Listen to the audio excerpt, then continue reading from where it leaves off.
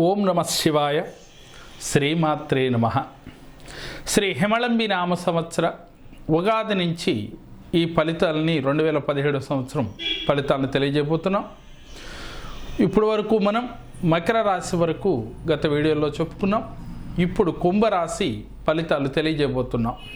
ఈ కుంభరాశి వారికి ఆదాయం 11, అలాగే ఖర్చు 5, రాజ్యపూజ్యం 5, అవమానం 6. అంటే ఆదాయం కన్నా ఖర్చు తక్కువగా ఉన్నది, అలాగే రాజ్యపూజ్యం కన్నా అవమానించే వాళ్ళు ఎక్కువగా ఉన్నారు, అగౌరవం పొందటం సమాజంలో. దీన్ని బట్టి చూసుకున్నట్లయితే రాబడి ఉంటుంది, కానీ ఖర్చు కూడా మనకు తెలియకుండా కుంభరాశి వారికి అధికంగా ఖర్చులు అవుతాయి. వీరికి చిన్న చిన్న గొడవలు తరచూ వస్తూ ఉంటాయి, అక్కర్లేని విభేదాలు తలెత్తుతూ ఉంటాయి ఈ సంవత్సరం. కాబట్టి వీరు ఈ సంవత్సరం ఉగాది తర్వాత ఆగస్టు వరకు కూడా కొంచెం జాగ్రత్త వహించవలసిన అవసరం ఎంతైనా ఉందని తెలియచేస్తూ ఉన్నాం. ఆగస్టు తర్వాత చాలా బాగుంటుంది, కానీ ఆగస్టు లోపుగా ఏ వ్యాపారంలోనైనా, మీరు చేస్తున్న వృత్తుల్లోనైనా, మీరు ఉన్న ఇరుగు పొరుగు వారితోనైనా, లేక భార్యాభర్తల మధ్యన కానీ చిన్న చిన్న విభేదాలు తలెత్తటానికి అవకాశాలు ఎక్కువగా ఉన్నాయి. కాబట్టి ఉగాది నుండి ఆగస్టు నెల వరకు, శ్రావణ మాసం వరకు కూడా చాలా జాగరూకులై వ్యవహరించాలి. ఆగస్టు నుంచి రాహుకేతువులు బలంగా ఉండట చేత, అలాగే శని కూడా ఈ జాతకునికి బలంగా ఉండట చేత మీకు ఆగస్టు నెల నుంచి, అంటే శ్రావణ మాసం నుంచి మీ జాతకంలో ఏది పట్టుకున్నా కూడా అది విజయం చేకూరుతుందని చెప్పవచ్చు. ఇకపోతే విద్యార్థుల విషయానికి వచ్చినట్లయితే, విద్యార్థులకి కష్టపడగా ఫలితాన్ని 100% పొంది తీరుతారు. కానీ కష్టపడాలి. ఈ సంవత్సరం బాగా గుర్తుపెట్టుకోండి. నేను బాగా చదువుతాను, చాలా బ్రిలియంట్ స్టూడెంట్, నేను చదివినా చదవకపోయినా నాకు ఫస్ట్ క్లాస్ మార్కులు వస్తాయని చెప్పి అజాగ్రత్తగా ఉండకుండా కొంచెం కష్టపడినట్లయితే మంచి ఫలితాన్ని చవిచూస్తారు. ఇకపోతే వ్యాపారస్తులకి ఈ సంవత్సరం శ్రావణ మాసం తర్వాత మనకి బంగారం వ్యాపారం చేసేవారికి చాలా బాగుందని చెప్పాలి. ఇకపోతే కళాకారులకి ఈ సంవత్సరం కొంచెం ఇబ్బందులు తలెత్తినప్పటికీ కూడా సెప్టెంబర్ ఆ డిసెంబర్లో కొంతవరకు మెరుగైన ఫలితాలని పొందగలుగుతారని చెప్పవచ్చు. ఇకపోతే రాజకీయ నాయకులకి ఈ సంవత్సరం ప్రజల్లో మంచి గౌరవం, మన్ననలు ఎక్కువగా పొందుతారు. వీరికి రాజకీయ లబ్ధి ఈ సంవత్సరం బాగుంటుందని తెలియచేస్తున్నాం.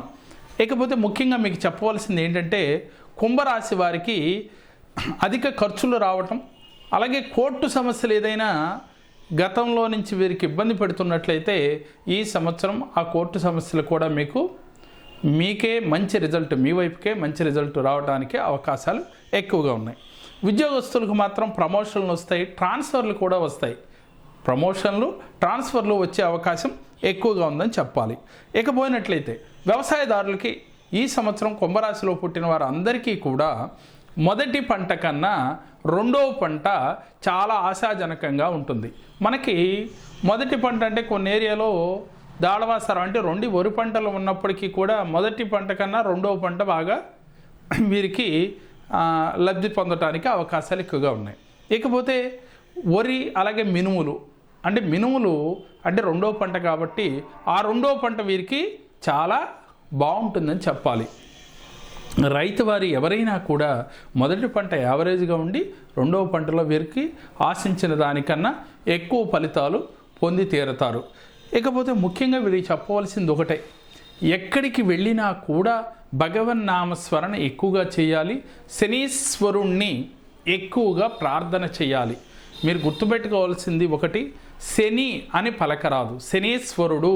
ఈ శనీశ్వరుణ్ణి ఎక్కువగా మీరు ప్రతినిత్యం జపిస్తూ శనీశ్వర ఆలయ దర్శనానికి ప్రతి శనివారం చేస్తూ ఉన్నట్లయితే మంచి ఫలితాన్ని పొందుతారు.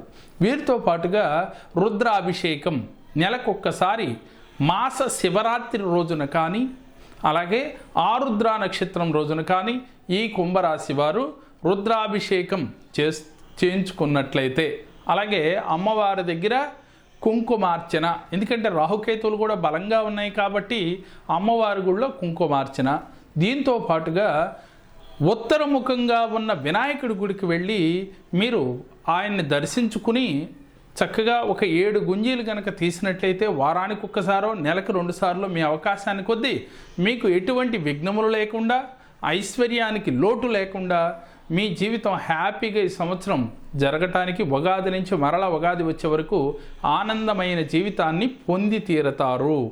ఈ యొక్క ఎటువంటి సమస్య ఉన్నా కృంగిపోకుండా నేను చెప్పిన యొక్క పరిష్కారాలు చేసుకోండి, మంచి రిజల్ట్ పొందుతారు.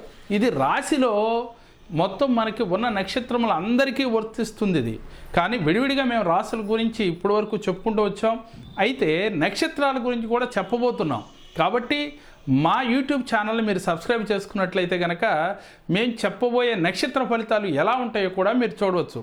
మా వీడియో మీకు నచ్చినట్లయితే లైక్ చేయండి. మా మరిన్ని వీడియోలు మీరు చూడాలనుకుంటే కనుక మా JKR జైమ్ టీవీని సబ్స్క్రైబ్ చేసుకోండి.